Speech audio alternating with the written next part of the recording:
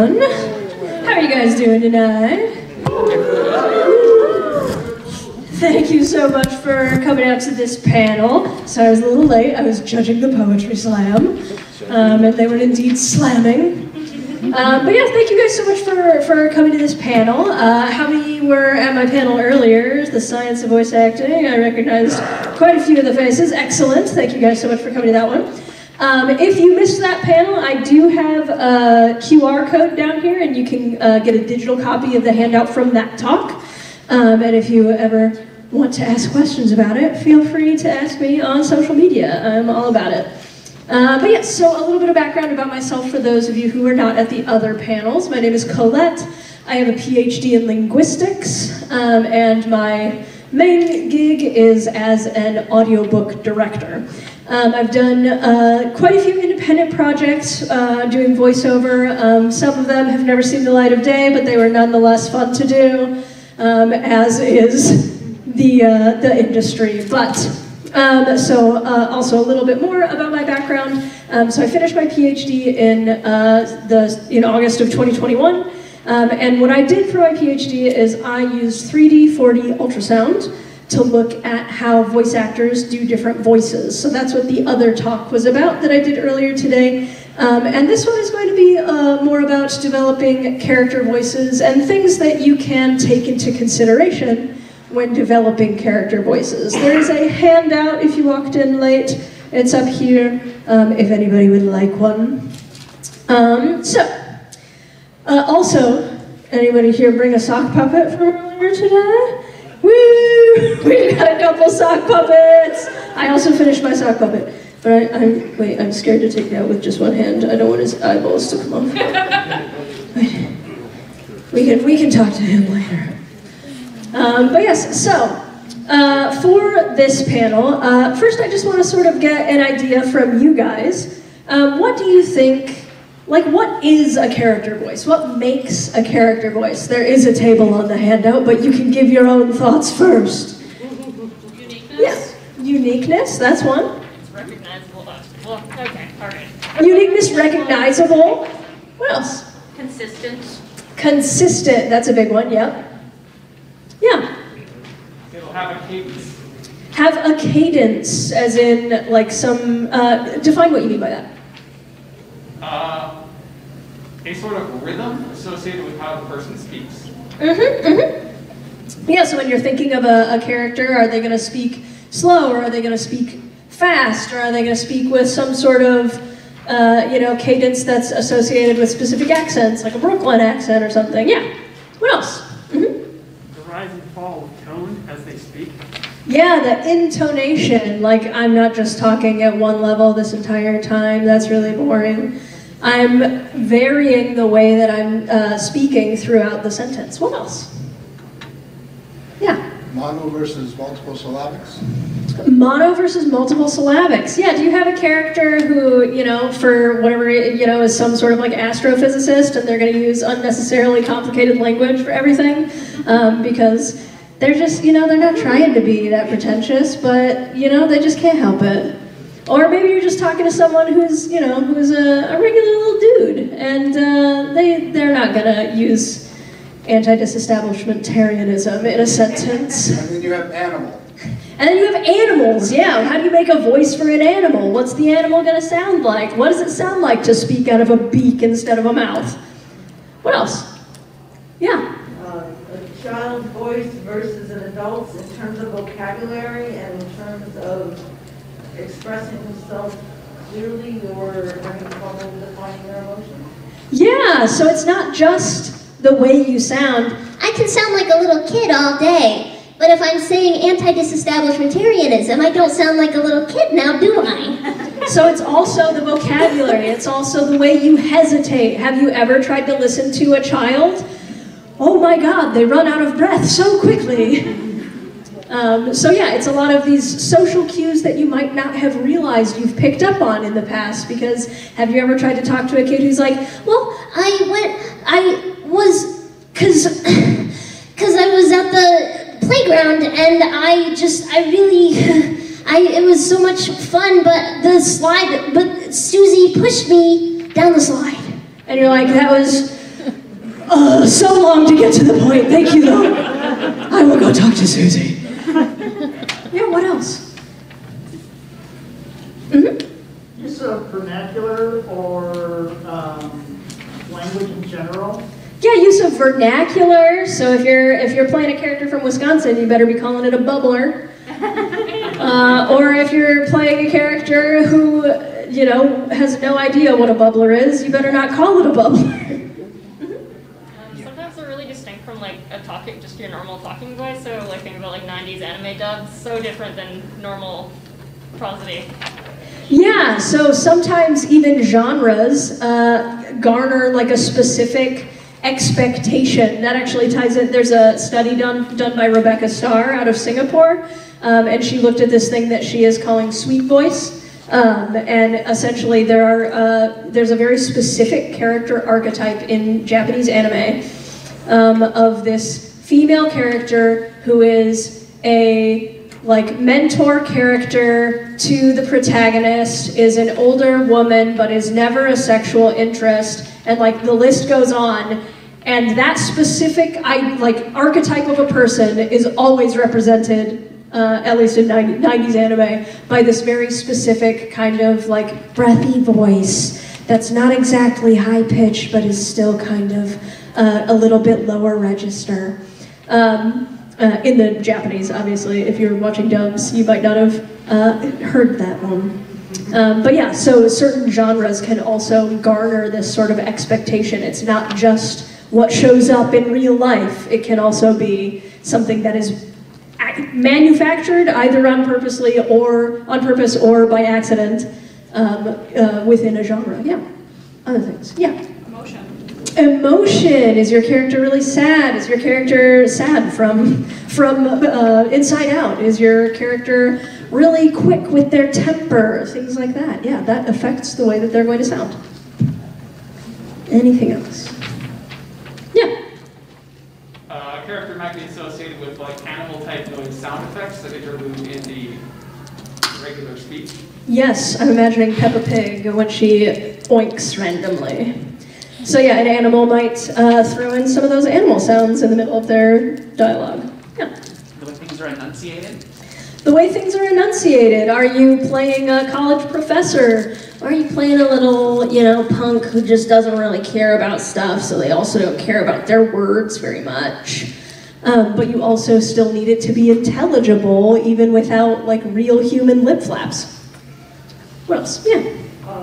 What time period the character is supposed to be from. You could have a Victorian talking to a Starfleet officer, and they're going to have two completely different sets of language, vocabulary, and reference. Absolutely, the time period that the show or that the setting is, you definitely need to keep track of that. You don't want to sound out of place, or you want to make sure that everyone sounds just as equally out of place as the other actor, so that we can suspend that disbelief.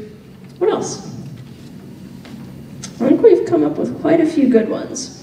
So I wanted to bring this up. A couple other things that you might put into a character voice, something within linguistics that we call phonation. That's how breathy you make a sound, or how creaky you make a sound. Those things go into what kind of character. When I do the creaky voice, who do you immediately think of? That's someone, yeah. Or another character that has a very categorical creak, Raven from Teen Titans. You also can vary the pitch. Do they talk with a really high-pitched voice, or do they talk with a lower-pitched voice? You can vary the volume. Is your character really timid, and so they get really scared and they just start talking quieter and quieter because they're really nervous? Or are they really loud because they're really rambunctious and they just need to be heard? Or do they speak really fast because they're nervous? Or do they speak really fast because they're someone who's a smart aleck and they're gonna get you? They're trying to con you. They're trying to confuse you with your words, and then all of a sudden, your wallet is gone. You can also something that I've been starting to see in cartoons more often is code switching or multilingual characters. I'm thinking, for example, Luz Noceda from Owl House. She just throws in Spanish phrases throughout the show, and they're not glossed, they're not subtitled. And so we're starting to see representation of multilingual characters as well, which I appreciate.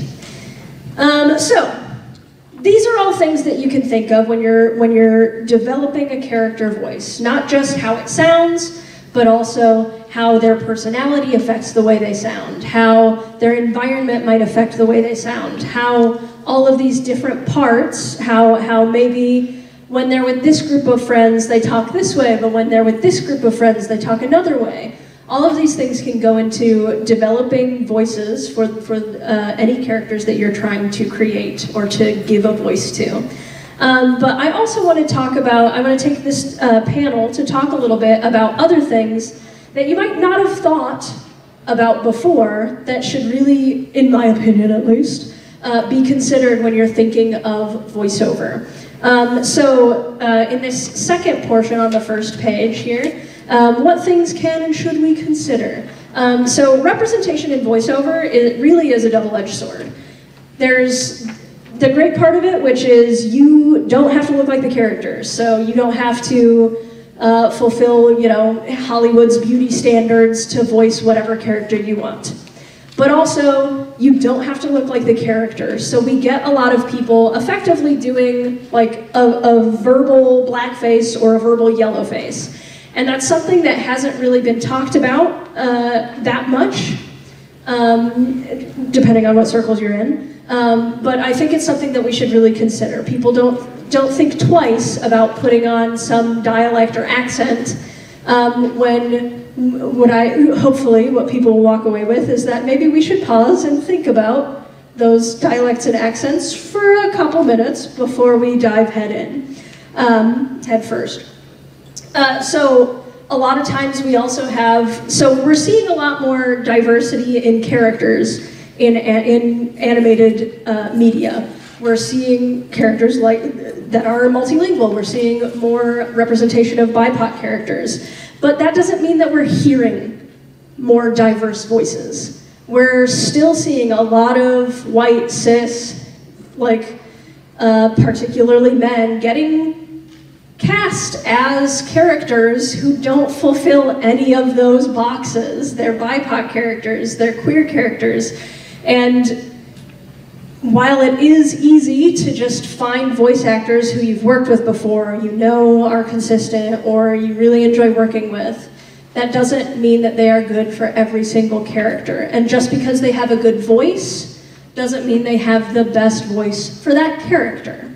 We need to take into consideration who we're trying to represent and how we're trying to represent them. Under that next bullet point, accent and when to use one. So one thing that I would like people to really think about when they're developing character voices is, first of all, does the accent make sense in the story? How many bad guys have you heard who are just British for no reason? Why are there so many British villains in stories where no one else has a British accent? So first of all, think about, if you're just immediately going for an accent, think why. Why are you going for that accent? And is there a different accent you could be doing? Will that character be just as interesting and authentic with your native accent or your native dialect? Is the accent being used in a pejorative or derogatory way? So is it being used basically to poke fun at a character, thereby poking fun at people who sound like that? So think about so one thing about animation is it's for kids, it's short. A lot of times you have a 10 to 13 minute runtime, and you might have a character who's going to show up in 48 seconds of that, and you're trying to communicate really quickly that this character is dumb as rocks. What kind of accent do you think might show up for that character if you're not thinking it through? Southern, a Southern accent, or another stigmatized dialect like maybe Cockney, a la Pinky and the Brain. I'm not saying that it's bad to do these things, but when every single dumb character you see in every single show you watch from the age of 2 to 20 sounds Southern, what is that going to do to your expectation about people who sound like that in real life? You're just going to assume that someone with a Southern accent is already dumber.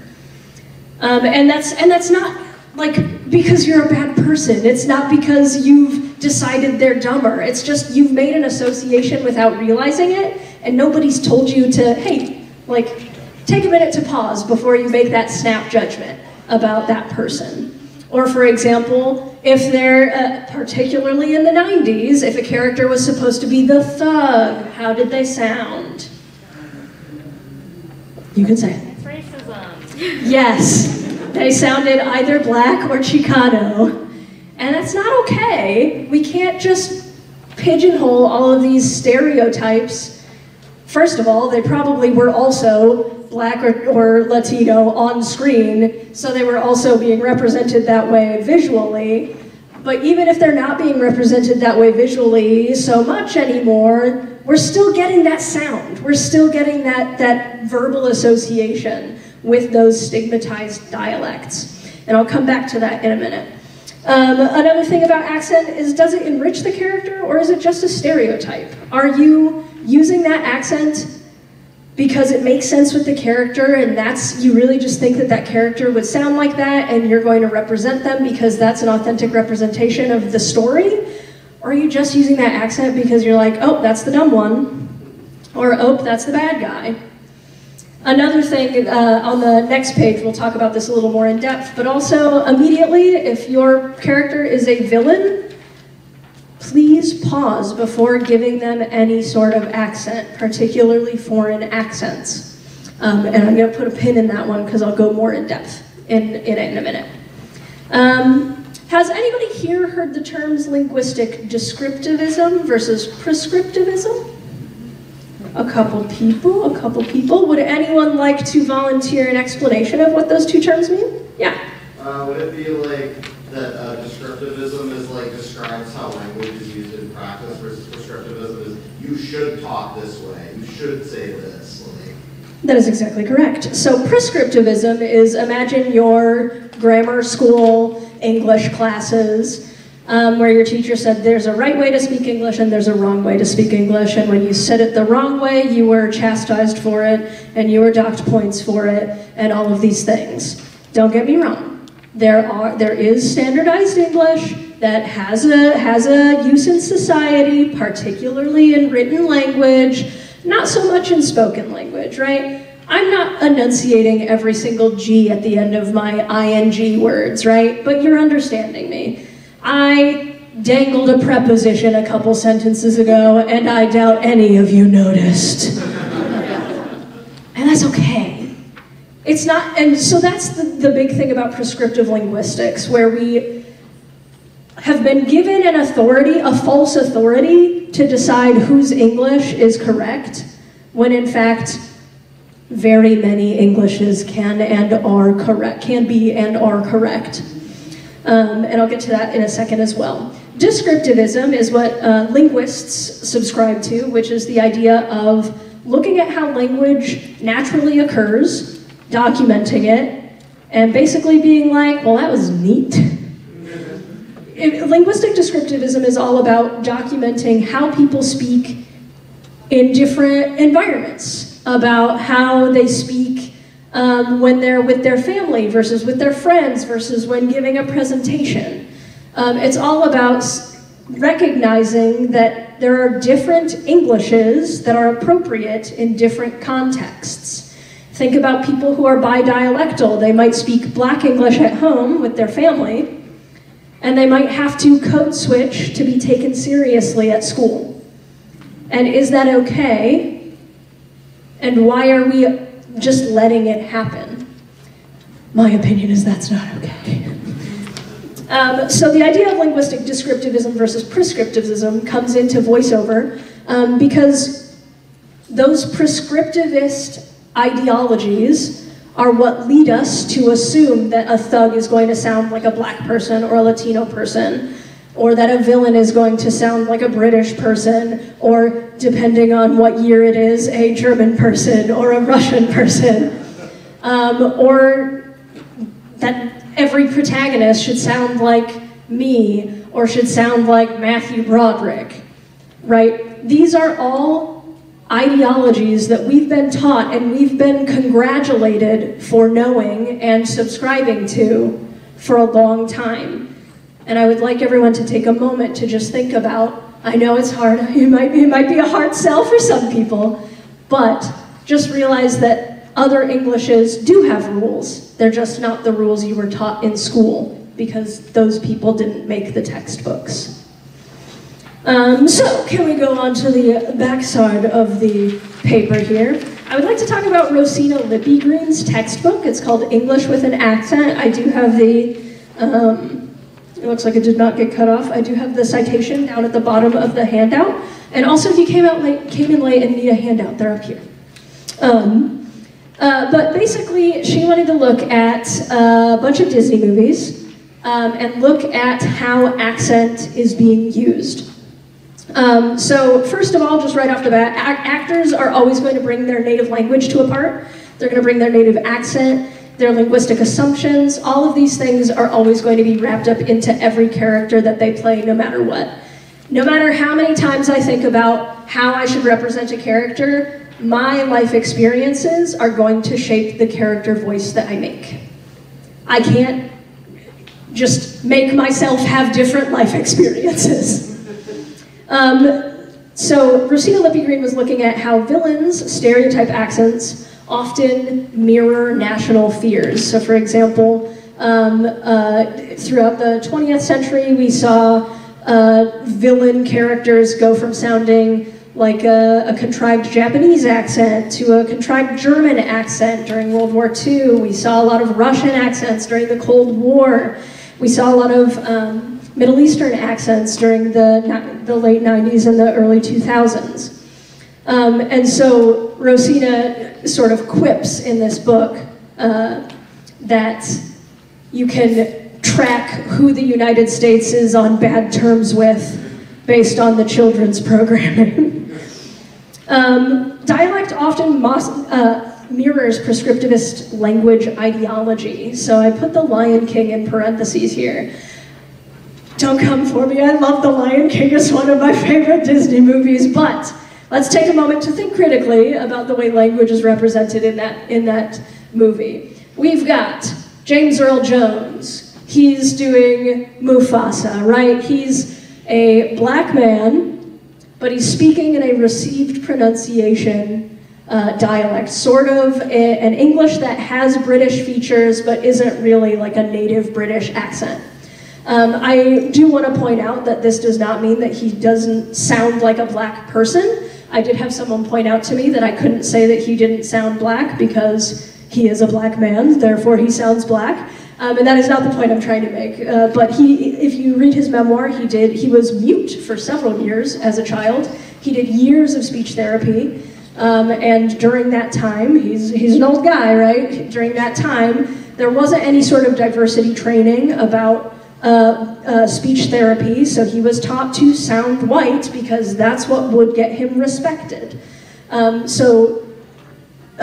He does often do this sort of received pronunciation voice that is absolutely iconic, but that doesn't mean that he doesn't sound like a black man. He obviously does. So we've got this received pronunciation kind of British accent being representing our London nobility.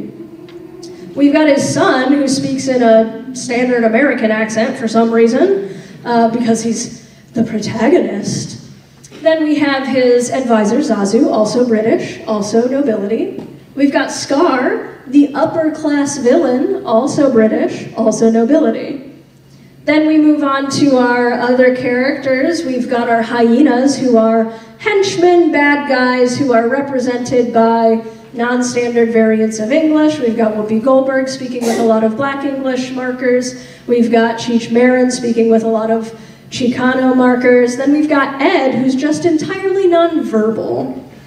Then we move on to our scrappy but not villainous side characters, Timon and Pumbaa, who are speaking with a non-standard dialect of English that's less stigmatized, but also communicates that they're scrappy, that sort of East Coast accent. And so this movie literally just brings you through a whole journey of how we're supposed to feel about each of those accents based on those characters. Then we've also got Rafiki, who's our foreign accent, who is supposed to be from Africa, but is speaking in kind of a Jamaican accent, but it's mystical and foreign and should be respected as mystifying and wise, because it's foreign and I've never heard that before as a white child in the 90s. So if you start looking through your favorite films, I know, and you start really paying attention, particularly to those villain voices, you're going to realize that we've been hearing foreign accents, or contrived, as in it's not the actor's native accent, contrived foreign accents, really often as villains. So Rosina Levy Green was like, noticed this pattern and was like, let's actually investigate it. She and several graduate students studied 371 characters across 38 full-length Disney movies. They isolated it to Disney because Disney has clout and is the most ubiquitous production company within the children's animation field. And so basically they looked at what kind of accent each character had, if they're unambiguously a good guy, unambiguously a bad guy, or sort of in a gray area. And they found that 46% of the characters used some sort of standard US English. Makes sense. All of these movies were made in the United States. Then we have foreign accented English was only 15% of the total characters. So not a huge number. Only 15% used some sort of foreign accent. And then British English, or a different kind of English, like a Scottish or something, that was another 39%. But then when you broke down those characters by accent and their alignment on the good-bad scale, 20% of the English speakers, of the standard US English speakers, ended up being bad guys. But 40% of the non-native English sounding people were bad guys. So if you have a foreign accent, it doesn't necessarily mean you're the bad guy, but you are far more likely to be the bad guy. So if we're constantly having these kids watch these movies, and especially after VHS and DVDs came out, and now we can just plop the kid in front of the TV and let them watch this movie over and over and over so that I can get some peace and quiet, which is understandable, I'm not blaming you. But if they're rewatching these movies over and over and over, instead of just seeing it the one time in the theater because I don't have a television in my house, what are they learning by seeing all of these foreign accents, probably the first time they've ever heard them, as the bad guy over and over and over and over? What thoughts do you have on that? Or yeah? But it sounds like that, bad guy. Anyone who sounds like that is a bad guy. Or maybe I hear that someone who sounds like that out and about when I'm with my mom, and all of a sudden I'm scared and I don't know why. Because I've only ever heard that voice threatening my favorite character. To sort of fear diversity and to sort of stick with their group who have the same accents or have accents that are normally good guys. Yeah, stick with the group that sounds like they're the good guys. Make sure that you also sound like you're the good guy. Or confusion if this kid is, say, second generation immigrant and they've got a very German grandma who, they love and who loves them, and they are, completely used to hearing a very deep German accent every other Sunday when they go to dinner with grandma. And then they go and hear, a movie with three baddies who are all speaking with a German accent, and yet it's not a World War II movie. This could cause serious confusion and or role questioning. Yeah, maybe all of a sudden I don't want to sound the way that my parents do, because the way my parents sound is the way that all of the bad guys sound in my favorite movie. These are all things that while not on purpose and not malicious by any means on the parts of casting directors and voice actors, these are all things that we just didn't think about, right? Everybody in the booth is just trying to make a good story, trying to tell a really engaging piece of media, but we're not looking across all of them and getting the big picture.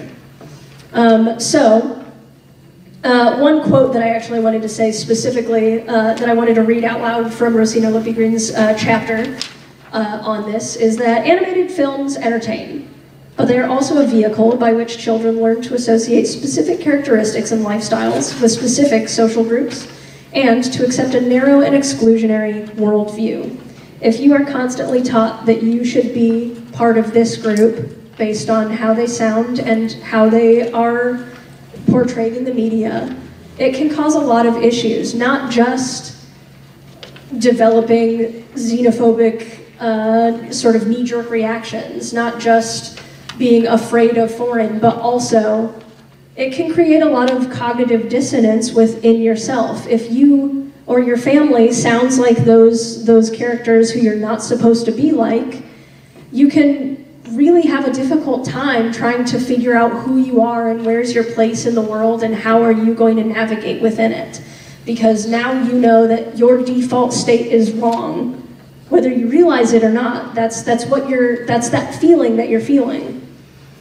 And at some point that's going to, come to a head, and you're going to have to figure out who do you want to be and why is that person who you feel like you're supposed to be not the person who you want to be. This also ties into, has anybody heard the term queer coding? Would anyone like to give a small explanation of what queer coding is? Yeah. It's normally a character that is heavily implied to be queer, but is never outright stated as it, or sometimes uses stereotypes of like queer accents and things like that to sort of signify that maybe they are, maybe they aren't. Mm-hmm. It's this idea of basically having characters who seem like they might be part of the queer community and making them the bad guy or the villain or, the butt of all the jokes or all of these things. And you're not coming out right and saying that this person is part of the queer community, but it's implied by basically everything else. Just because it's the new one recently came out, a lot of people especially talk about Ursula from The Little Mermaid being queer-coded as a drag queen, and how her voice is much deeper than the other female characters within the show. And so if you're constantly being shown, again, these characters who are supposed to be bad, but maybe that's how your dad sounds when they're doing drag or something, you're constantly being barraged by these ideas that what your experiences aren't necessarily okay. The big take-home message for this panel is that I would really like to see voice actors taking more time to consider the voices that they're developing for characters. I would like to see, obviously, casting directors put a lot more thought into the direction that they're giving, but I think that kind of change will probably come from the bottom up rather than the top down, as in, I think, as long as voice actors are putting their foot down, and if they're being told, do this accent right now, let's try it, and just saying, you know what, I'm not comfortable with that. If you want someone who sounds like that, I think we could probably find a different actor.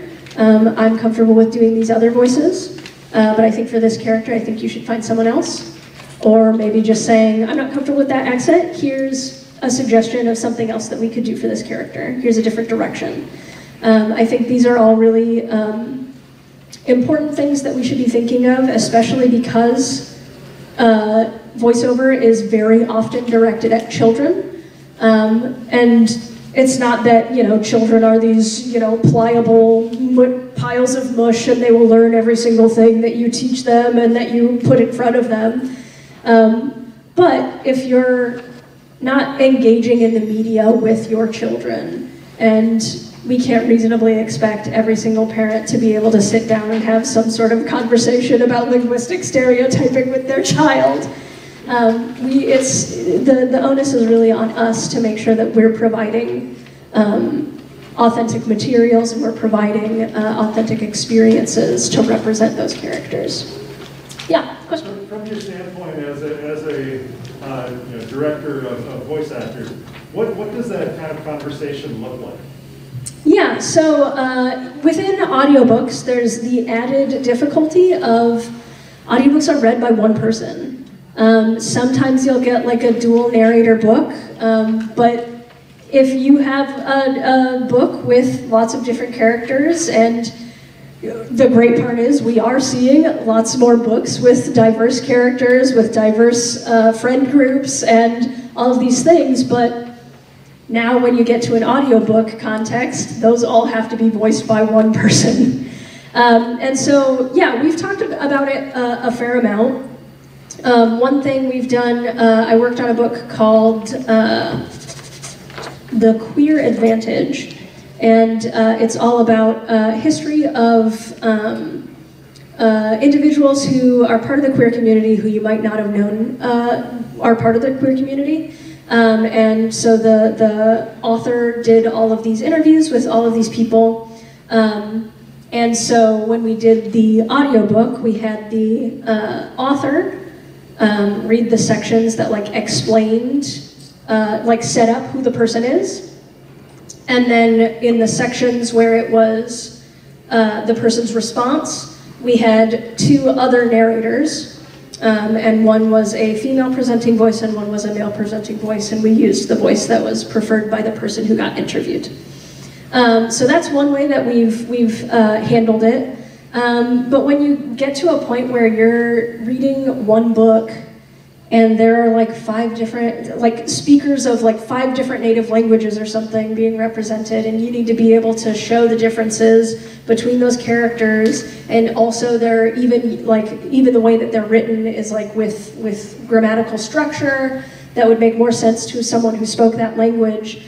It's a really fine line between appropriation and representation, or at least just, giving it a not offensive spin.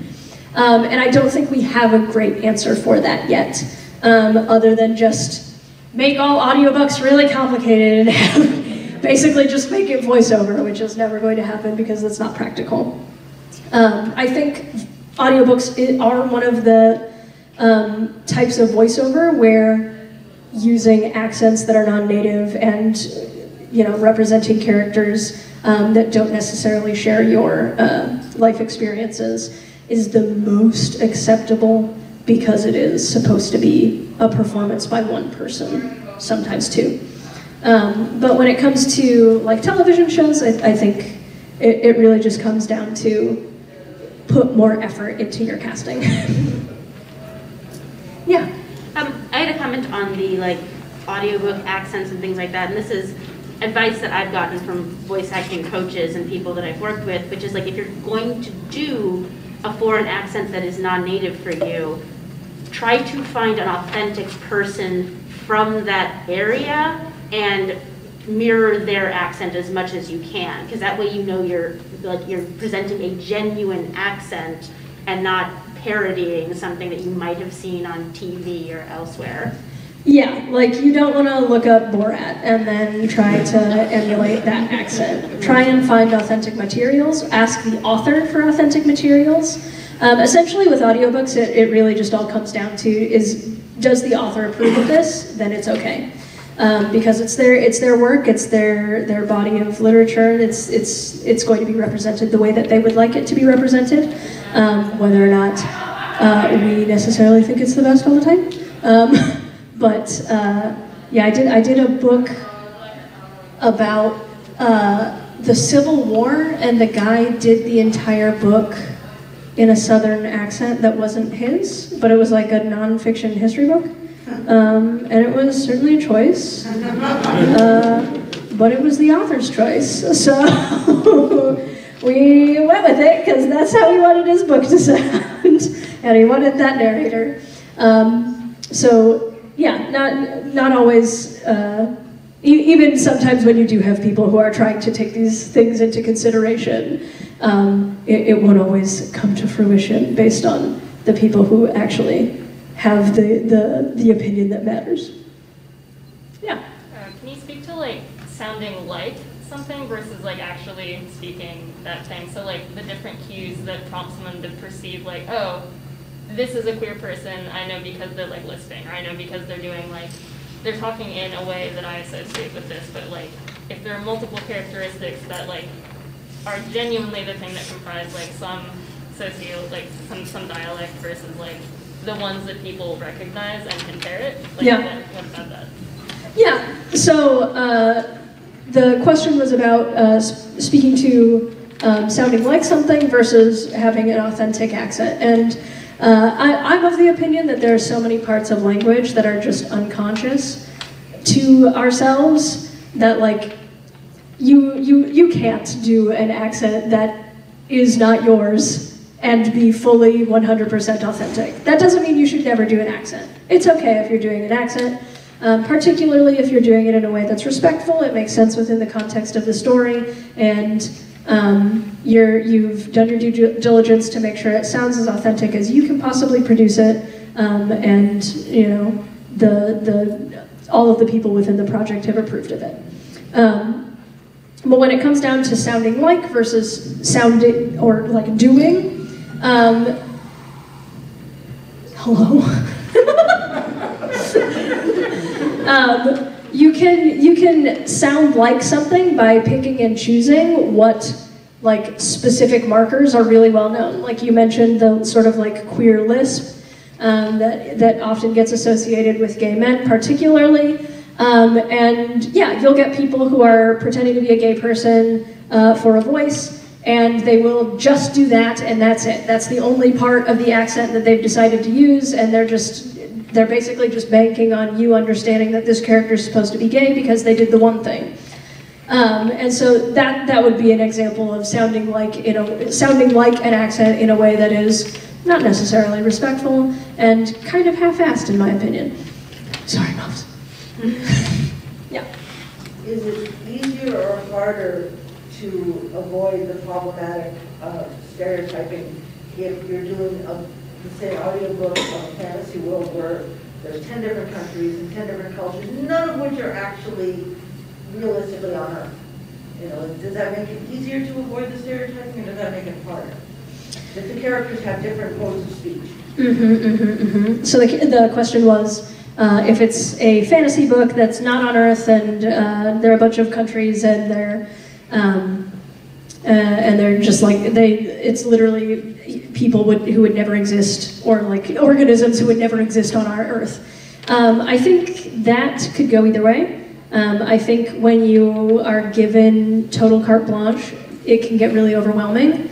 And when you're overwhelmed, you do fall back on those stereotypes that you don't realize that you're doing. I think I would probably bet that the aggressor nation would end up with some sort of foreign accent, particularly one that sounds like a country that we have been at war with within the last 60 years. And the ones that are like our protagonist is like a standard US English, and then probably the like friend nation that isn't like our aggressor but like also isn't really helping us. I bet for some reason I want to say they're gonna end up sounding Indian. Like some sort of accent that is obviously different, but like we don't have a problem with them. Yeah. Sounds like you're referencing the Boo. Oh no, am I? I'm not. That's Avatar, right? No, Star Wars. Star Wars. Wait, no. Oh, Naboo. Yes, yes, yes. Obviously, I'm not up on my Star Wars lore. But yes. Okay. I can't say for everybody, but there's going to be an adult who's any adult has read a book to a child at some point in time, and every child wants those voices. Now, you give them your best you got. I mean, Captain Hook was droopy nuts and so did Grover. But at the same time, can those kinds of practices be related to or used to work with this kind of thing? Yeah, absolutely. So the question was, like if you're reading to your kids, like doing different voices for the different characters, how can that relate to things? And yeah, there are so many aspects, like the ones in the chart that I put at the beginning, that can be manipulated in ways that do not tie to any specific socioeconomic status or social group or anything like that, right? Like if I'm gonna be a pirate, I'm gonna have a really like gruff voice and I'm going to talk to you like this. And that's not mean to anybody, right? That's just a pirate. Or like if I'm, you know, trying to be a little Tinkerbell type character and I'm going to talk like this and I just really want to sound like a fairy, like that doesn't make, you know, the entire South sound like they're being insulted. So there are all of these parts of voice that you can manipulate without falling back onto something that exists in the real world and is spoken by real people who probably don't act like the character that you're trying to represent.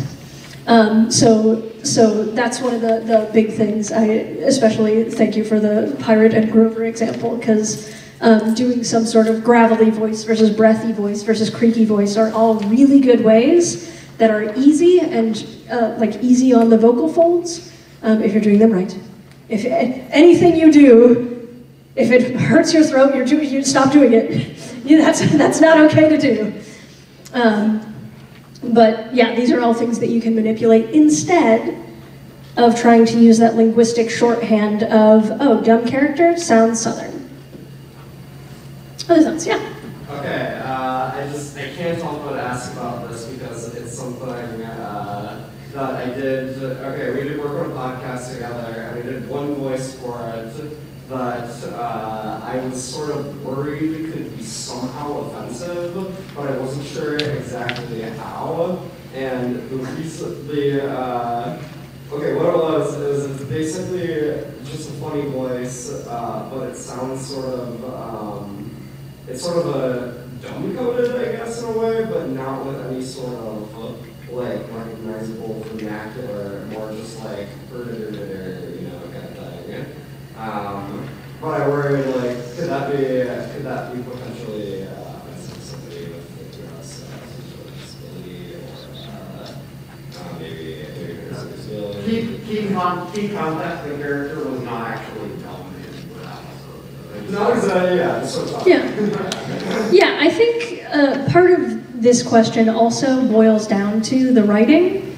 If this character is there specifically to be dumb and just represent dumbness, then they're not a good character. Don't give them that voice because they're so uniform and so flat as a character. It doesn't even matter what they sound like because they're probably just there for some, you know, catalyst or foil or just in the background for no reason. So there's no reason to dunk on them like that.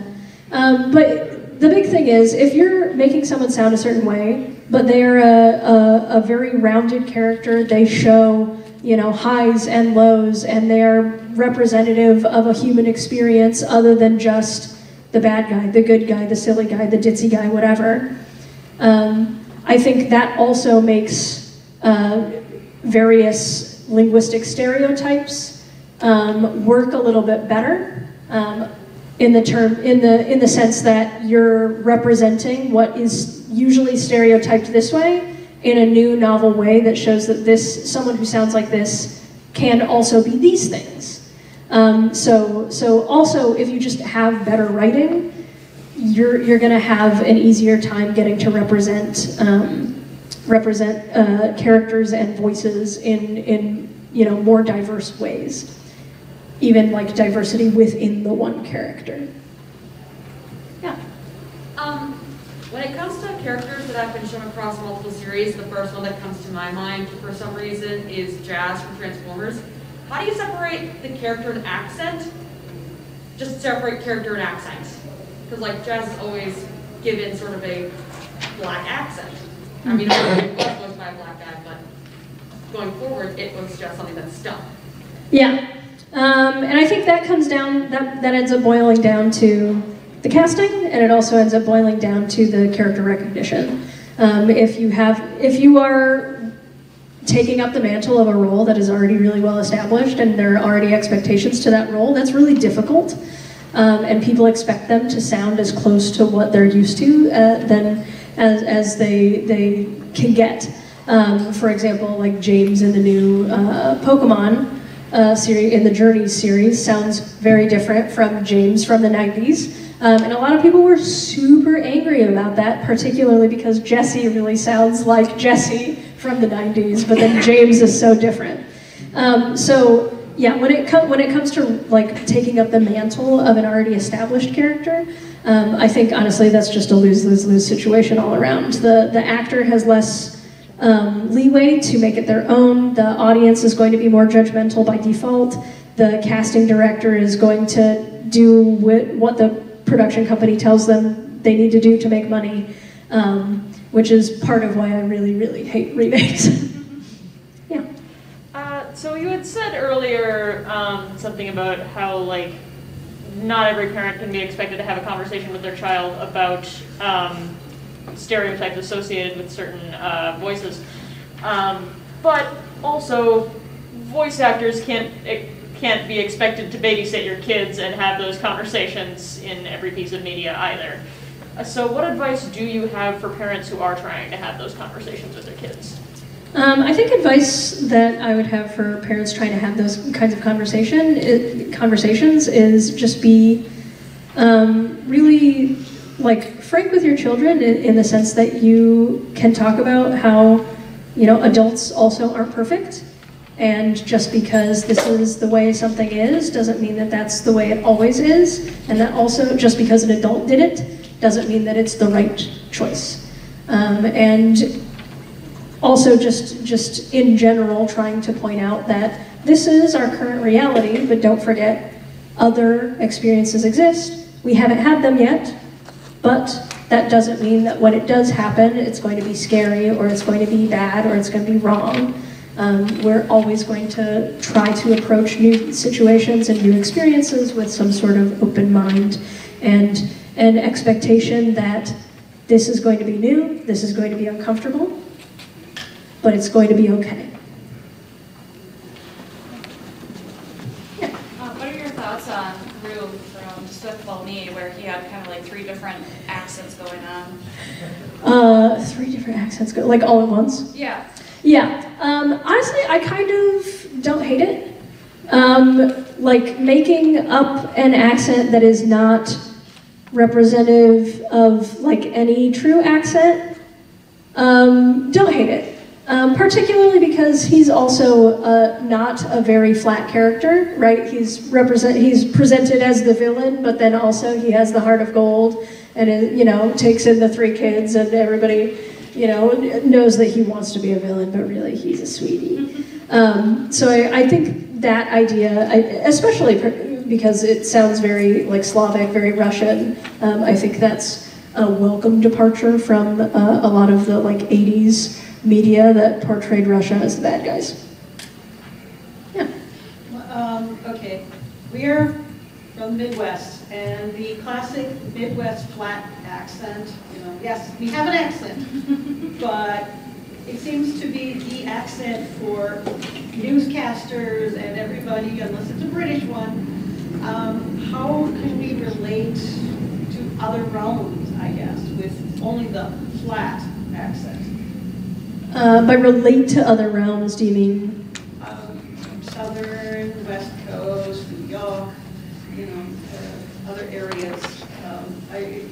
How does the flat accent, I mean, because it seems to be carried around by news people so much. Mm-hmm. It's not necessarily somebody's accent, but they seem to be putting on this Midwest accent because it's more understandable. Yeah, I mean, I don't think it's necessarily more understandable, but yeah, there is this like assumption that this like sort of northern cities newscaster voice is the most neutral American English, and it's entirely arbitrary. It just became an industry standard. And I don't know why it became an industry standard. I would assume that it's because whoever was determining the industry standard was from the Midwest. I assume probably Chicago. And yeah, in terms of like relating to other regions, I mean, they're used to hearing it at this point. So I think it's just and understanding that that's what news sounds like, and not that that's what those people sound like when they're not on the news.